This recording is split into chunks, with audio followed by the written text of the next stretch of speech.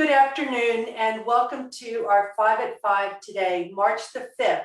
We are sharing tips for caregivers. I'm Karen Keating with the Brain Injury Association in the Asheville office, and I'm also the mom of a young man who sustained a brain injury in 2002 in a car accident.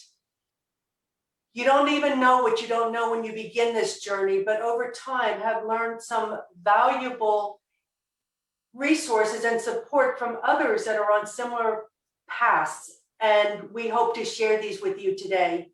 I'm happy to have my coworker Susan Fuel, who is with us today. Susan has been working with different groups to start different caregiver groups for those who are caring for others, and I've asked her to think of some folks who would be willing to share their story along this journey. And Susan, I believe you've invited a couple guests here with us today. I did. It's been my honor to visit support groups across the state.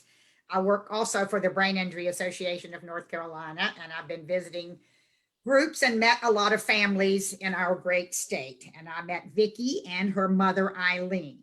And so today we have perspectives from three family members. Karen is a mom of a son with a brain injury. Eileen's husband had a brain injury, and it was Vicki's father. So I'm going to ask you a question. What is your personal experience with brain injury? What happened to your husband, Eileen, or your dad, Vicki? And how did you see that at the time? Well, my husband was coming home from work. He had gone to work and he said he didn't have time to come home and get the car. He had to go to a welding meeting. It was their last meeting of 6 weeks in welding training. And he was on his motorcycle coming home at about 3 o'clock in the morning. He hit a curb, his brain.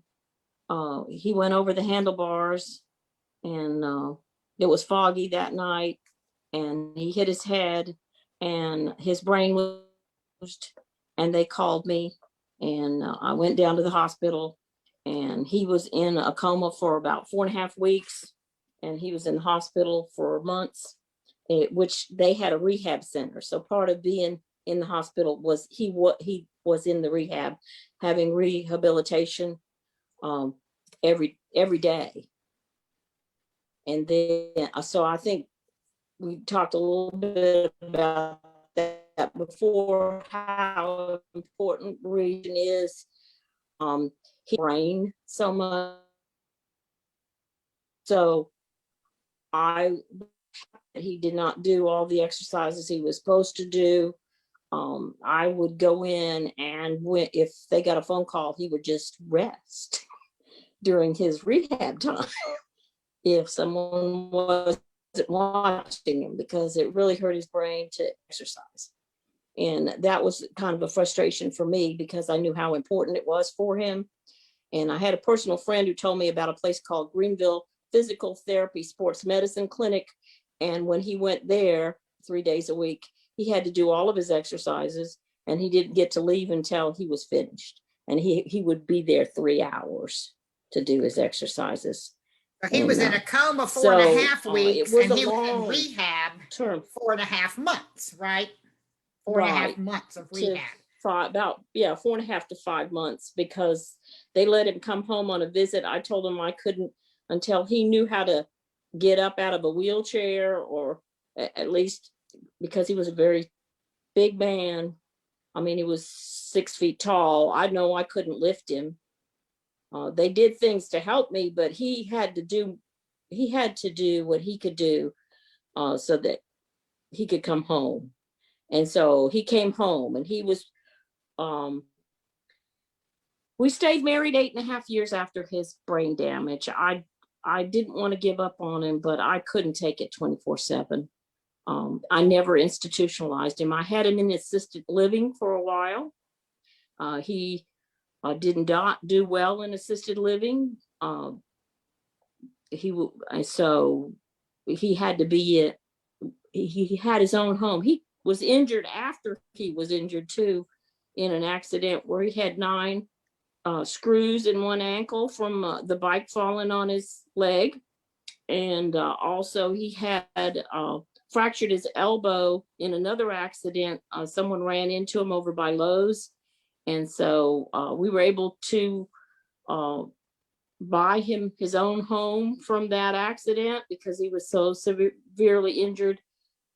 He looked like when that vehicle ran it, he kind of, well, anyway, it was an accident. And so he was severely injured from that accident. We didn't know if he was going to make it. And Well, let me ask Vicky a question. Vicky, how did it look to you? Where were you in your life when this happened to your dad? I was 6, so I was really, really young when this happened. I do have memories of my dad being well before his accident. I remember a lot of time. I mean, during the time that he was in the hospital, it was definitely a scary experience because at 6, you can't go into ICU. You can't go see your parent. So you have to trust others that he's going to make it. And you can definitely see the doubt in other people's eyes about whether that's going to actually happen. So I think a very kind of traumatic time. I mean, I also remember seeing him after his accident. And so I had not seen him in like 6 weeks. I remember it's like going from seeing someone who's walking around, who did a lot of physical activity. My dad was an auto body manager. I mean, he could build cars. He was a strong guy. And to see him taken down, he was wasted away. He was emaciated. pale, emaciated from being in a coma for 5.5 weeks. And I just remember seeing him in the bed and being like, who is that? What's happened? You know, because I didn't have any frame of reference of what an injury like that could look like. And I remember, you know, he had a lot of physical therapy. I think we definitely had the thought that I had the thought that he could be better, that he could just be well and he could be exactly like he was before. And I mean, that's the 6-year-old in me and The grown up in me. and his, you know, he had partial paralysis on half of his body. So I helped him pick up beams. I helped him do his arm exercises. I fussed at him and prodded him and argued with him about how important it was to do all these things. And I know as a child, he had all these frustrations that I didn't understand, you know, and I can look back at it. Vicky, you talked about his sense of humor and also the fact that his anger. Can you just mention those two things? Yeah, I mean, he would get frustrated. He remembered being well. I think that's the thing, is it's not like he suddenly forgot who he was. He may have had some memory challenges, but he remembered being well, and he would get frustrated. I mean, we would be picking up beans or doing his exercises. And I think that was very hard for me to take as a caregiver. I mean, even at 6, I was a caregiver, and it was hard to see him give up on things. It was hard to see him get angry when I was working so hard to make him well. And I let her do it because he would do more for her than me. That was his little girl. He was only 34. Yeah, it was young. Well, and that brings me to the next question. You know, and it may be something that's difficult to remember, but what do you think would have been the 1 or 2 things that you wish you had known at that time that might have been helpful? I had an idea in my head of what well looked like. I had an idea in my head of what my expectation was of success. Like, what is the success that comes out of a brain injury? Like, and I had no idea. I mean, as a kid. So I think that if I had to look back, I think understanding that it's a journey, understanding that it's a series of successes, that you have to appreciate the little things as they come, because there is no result.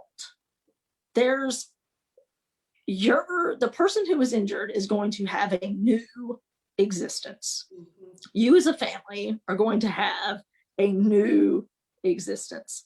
And I think that if you go into it thinking everything's going to miraculously be okay, you may not appreciate all the little miracles along the way.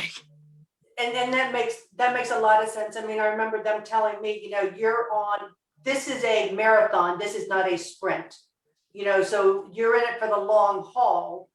And I think, you know, part of what you're talking about, Vicki, is, you know, it's the hope that you have at the time that they are going to get better. I mean, that's just, you know, that hope that does also keep you going. Eileen, for you, what would have been the one thing that you wish you had known at that time that might have made a difference or made things clearer for you?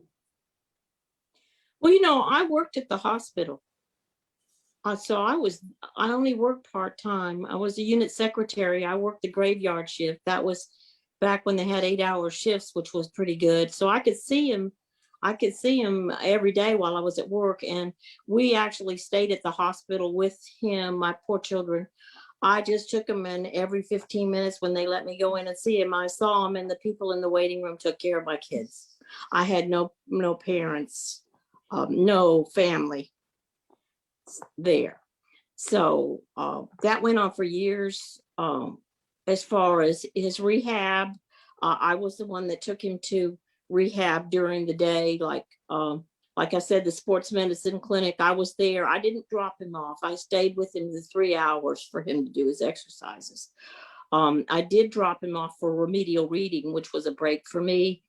I think I did everything I knew to help him. I wanted him to be better. My expectations were not realistic, but I'm glad they weren't. So when you say, what if someone told, no one could tell you.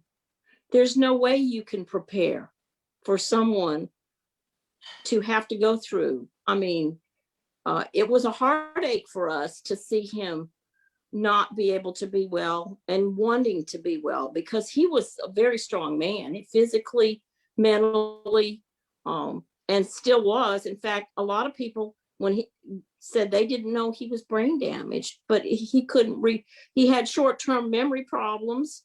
So he could watch the same movie every day for the rest of his life, and it'd be brand new.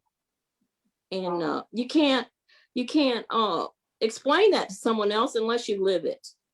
So with that being said, what would you share with others that are on a similar journey now? What would be maybe that one or two pieces of advice or, you know, sharing that you would give someone now who might be on a similar journey? To take it one day at a time, and to appreciate what you have, appreciate what he has. He was still alive.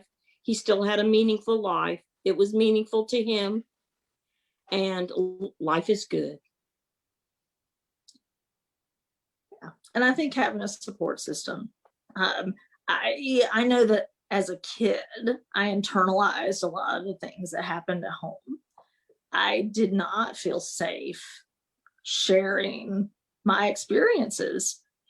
I felt very abnormal. I was not the family on TV, which is the only representation of family I was aware of at age 6. And it was like, no one needs to know what's happening behind these doors. And I think that means I internalized a lot. And I think families who go through this internalize a lot.